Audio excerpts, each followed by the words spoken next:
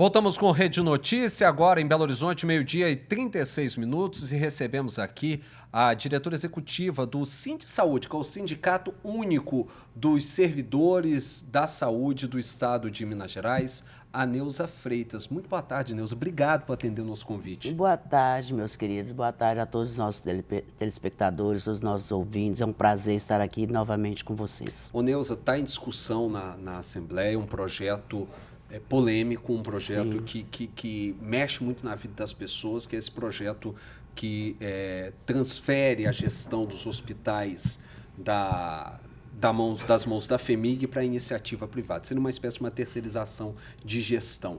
Como é que vocês estão vendo isso? Essa tentativa já foi quase que executada no Maria Amélia Lins, através de um decreto. Vocês conseguiram reverter essa situação na Justiça. Exatamente. Por enquanto está suspenso, mas o mérito da questão ainda não foi votado. Como que vocês estão vendo essa movimentação como um todo? Exatamente. Na verdade, o governo do Estado ele tenta as manobras de privatização da rede FHEMIG desde 2019. Né? Em dezembro de 2019, a FHEMIG já começou a tentar com as tentativas de organizações sociais. Não tendo êxito mesmo devido à organização dos trabalhadores, das entidades representativas, dos conselhos, o governo, então, não conseguindo, então, ele optou, então, pela sociedade, pelo esse tipo de privatização, que é, inclusive, com a participação do governo. E nós não podemos permitir nenhum tipo de privatização, porque nós exigimos que o governo do Estado cumpra o seu papel, que a própria Constituição diz. Saúde é um direito de todos e dever do Estado.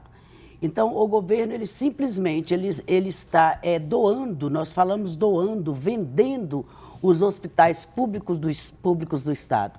E nós sabemos que essa manobra não deu certo em nenhum Estado brasileiro. Nós já fizemos diversos levantamentos, já fizemos diversas plenárias, diversas audiências públicas e já foram comprovados que nenhum sistema de privatização dá certo, principalmente quando se trata da saúde. E a saúde nós temos uma grande preocupação, porque, para quem não sabe, uma das formas mais fáceis de se desviar dinheiro público é dentro da saúde. Então, nós temos principalmente já confirmado, inclusive nós tivemos representantes do Estado de São Paulo, fazendo debates com os trabalhadores, inclusive dentro da própria Assembleia Legislativa, que não deu certo esse modelo em nenhum lugar, em nenhum estado brasileiro. E o governo, mesmo assim, ele insiste. Neuza, por exemplo, em Contagem, aqui na região metropolitana, o governo, que é inclusive de oposição ao atual governo do estado, o PT, já havia sido criado um serviço autônomo de saúde pública, serviço esse que foi reformado pela prefeita Marília Campos, ela não descontinuou, ela deu uma reforma. E na justificativa, a própria prefeita diz que ele facilita a contratação, por exemplo, de profissionais que têm muita dificuldade para ser contratados. A gente tem problema de pediatria, a gente tem problema de ortopedia. E é a mesma justificativa que o governo do Estado faz nessa colocação. Inclusive, quando falou do Maria Amélia Lins, era até para poder tentar diminuir a fila das cirurgias eletivas. Sim. Contagem está tendo bons resultados com esse serviço autônomo. Será que não dá para ter bons resultados também no Estado com esse tipo de implantação de serviço? Sim, com todo respeito à companheira prefeita Marília Campos, mas nós não podemos nos eximir da crítica quando nós falamos da questão do serviço público. Serviço público é dever do gestor público. Nós não podemos transferir nossas responsabilidades. E quando nós falamos do município de Contagem, nós não estamos nem entrando no debate se deu certo, se deu errado, mas nós estamos falando de um município. Quando nós falamos dos hospitais da FHEMIG, é o Estado mineiro, cada um com sua especificação, a sua especialidade. Nós temos, por exemplo, as colônias de Hansenianos, que são Colônia 4. de Santa Isabel, por exemplo, né? Santa Isabel, nós temos a de Bambuí, nós temos a de Ubá, nós temos a de Betim. Então, são especificidades diferentes. Nós temos hospitais psiquiátricos, nós temos materno-infantil, nós temos de ortopedia, nós temos a questão da pneumologia.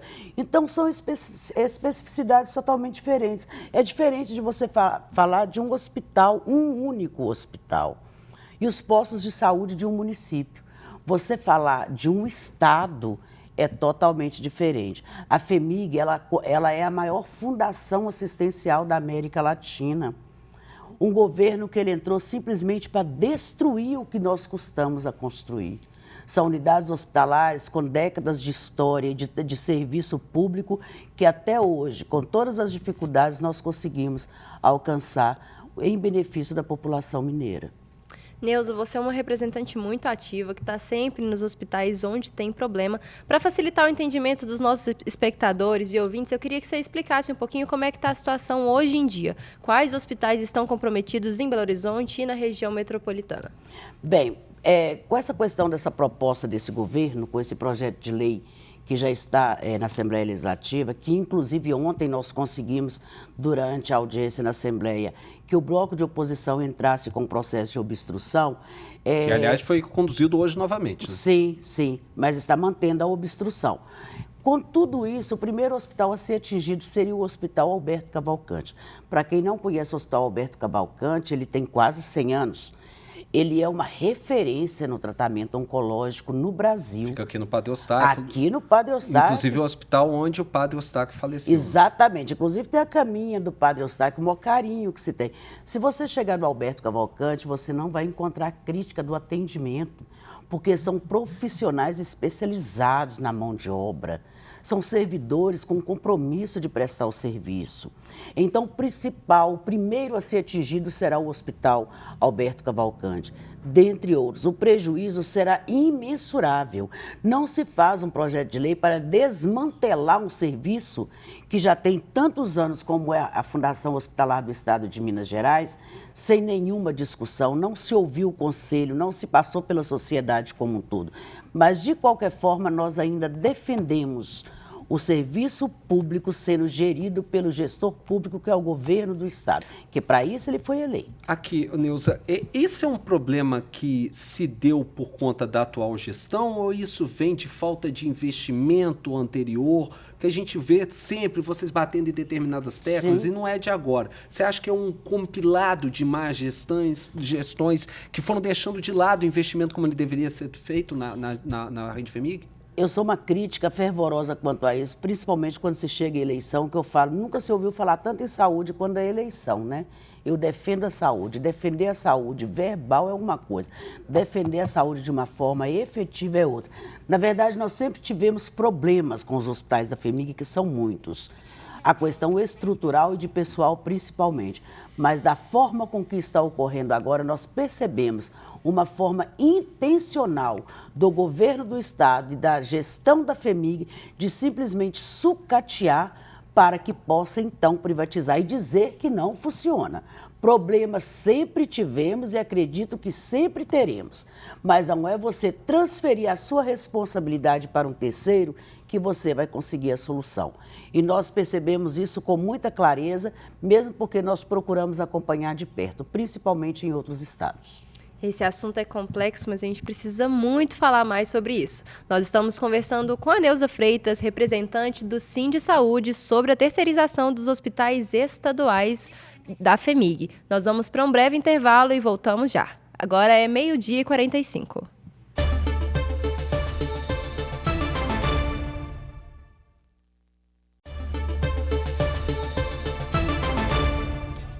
Estamos de volta, 12h48. Vamos continuar a conversa com a Neuza Freitas, que é a diretora executiva do Sindisaúde, Sindicato Único dos Servidores da Saúde do Estado de Minas Gerais. Ô Neuza, quando a gente fala nessa possibilidade de criação de um serviço autônomo, né, da passagem da gestão para iniciativa privada, existe uma insegurança jurídica em relação aos servidores que hoje existem da Rede FEMIG? Existe a possibilidade de exoneração das pessoas, como aconteceu, por exemplo, em relação aos antigos funcionários do CBTU no metrô, e com a privatização entrou-se aí um processo, inclusive, de exoneração voluntária, né? Na verdade, quando se fala da demissão voluntária, né, aí é com acordo com o trabalhador. Conosco, nós não corremos esse risco, porque são servidores concursados, efetivos do Estado. Ocorre que, nesse caso, eles são retirados daquela unidade hospitalar e mandados para outra unidade hospitalar. Como estava sendo feito no Maria Amélia Lins, levando para o João 23. Exatamente. O Amélia Lins é da FEMIG, João 23 também, fecharia o Amélia Lins, transferiria para um consórcio e os trabalhadores não perderiam o emprego. Eles seriam mantidos no Hospital João 23, mas agora é diferente. Nós estamos falando de toda uma rede e são trabalhadores da área assistencial. O trabalhador da saúde, nós temos os trabalhadores da regulação, né, que é, no caso, a Secretaria Estadual de Saúde.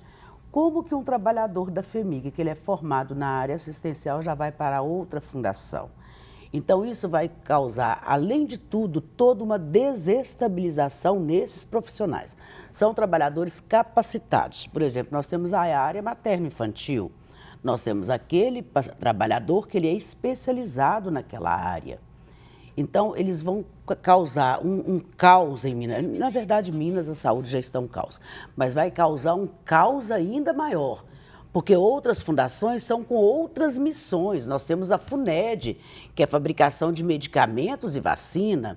Nós temos a Escola de Saúde Pública, que é a questão do ensino. São coisas completamente diferentes. Nós percebemos que é um governo que ele simplesmente não entende absolutamente nada de saúde, nada de administração pública. Tanto que quando ele mesmo foi eleito, ele disse que não sabia o que era a FUNED, a maior fundação de fabricação de medicamentos e vacinas da América Latina. Então, quando nós lidamos com uma pessoa que ele não tem conhecimento, é muito mais difícil de você fazer a discussão. E nós percebemos isso com esse governo e com essa gestão. Aí eu não sei se não tem conhecimento ou se é intencional de colocar que não tem esse conhecimento e dizer não funciona, não consigo fazer. Tanto que o próprio secretário de Saúde deu uma entrevista dizendo que o governo não tem condição de assumir os hospitais regionais. Isso, no meu entendimento e no nosso entendimento, isso é estelionato eleitoral, porque ele foi eleito com uma das promessas de colocar os hospitais regionais em funcionamento, tanto que não tem nenhum em funcionamento. Então, hoje o que nós vimos é que qualquer implementação de mudança nesse sentido, além de causar um caos para a população mineira, que é o principal atingido, será a população de Minas Gerais, mas gerar um caos também na questão dos profissionais, porque isso vai mexer com a cabeça de todos nós. Ô Neuza, em meio a tudo isso, tem uma proposta de criação de um novo super hospital que, para acontecer, prevê o fechamento de outros leitos. Eu queria saber qual é o seu posicionamento diante disso, como é que você vê esse projeto, essa proposta?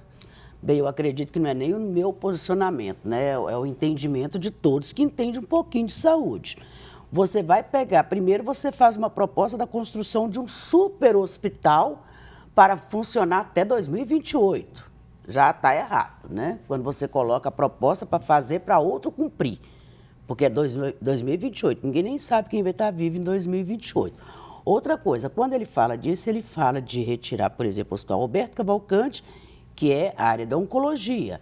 Hospital Eduardo de Menezes, que é doenças infecto-contagiosas.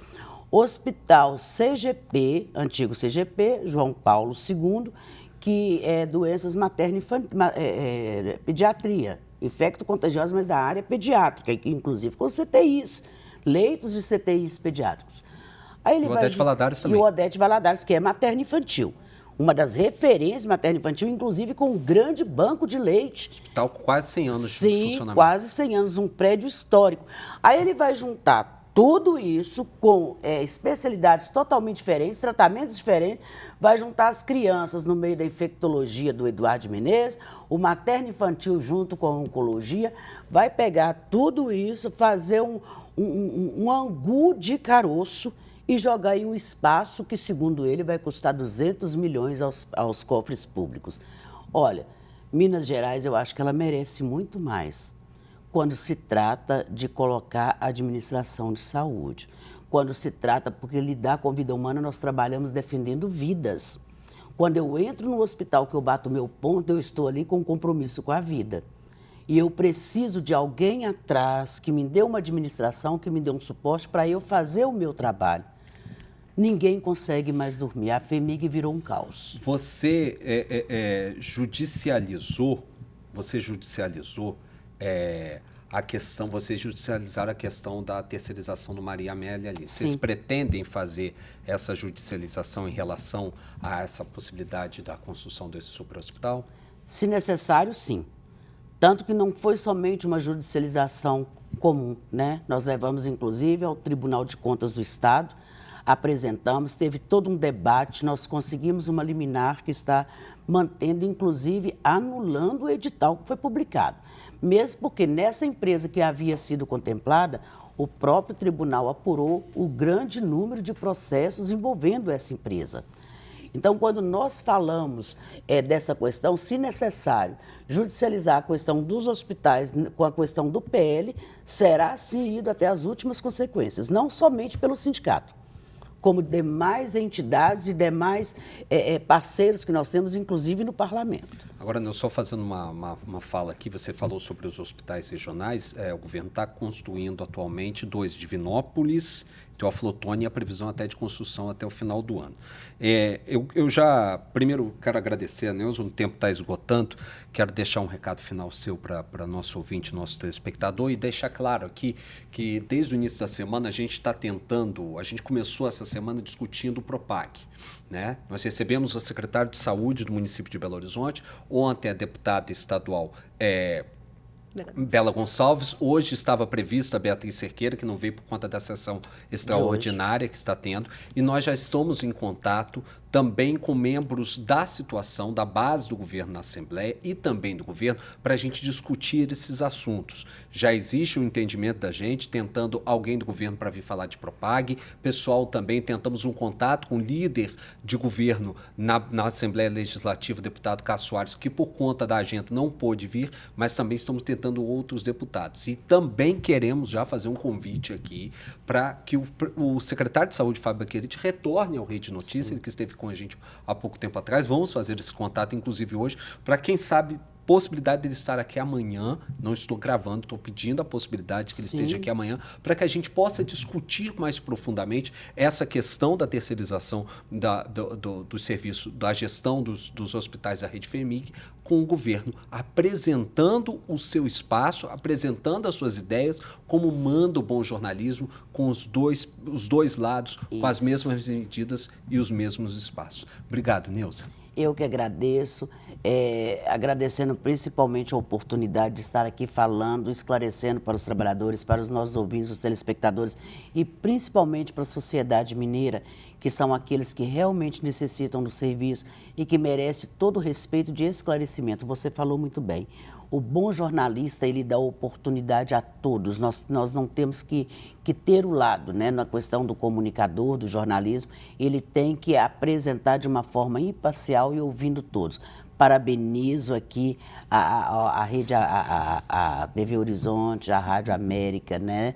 E por estarmos aqui nessa oportunidade. E dizer que sempre que tiver oportunidade estaremos aqui. Não somente aqui, em todos os espaços que derem para nós estarmos esclarecendo a questão da saúde pública do Estado de Minas Gerais. As portas sempre abertas. Eu que agradeço. Mais uma vez, obrigado. Muito obrigada. Obrigada, Neuza, e obrigada a você também, nosso espectador e ouvinte que acompanhou. O Rede Notícia termina aqui e agora você fica com Bola na Rede com o Júnior Brasil. Não se esqueça de acompanhar as nossas redes sociais. Nós estamos no Instagram, no @TV Horizonte Oficial e @Rádio América Oficial. As entrevistas que fazemos aqui vão para o canal do YouTube Rede Notícia TVH. Um abraço, até amanhã ao meio-dia. Tchau. Tchauzinho.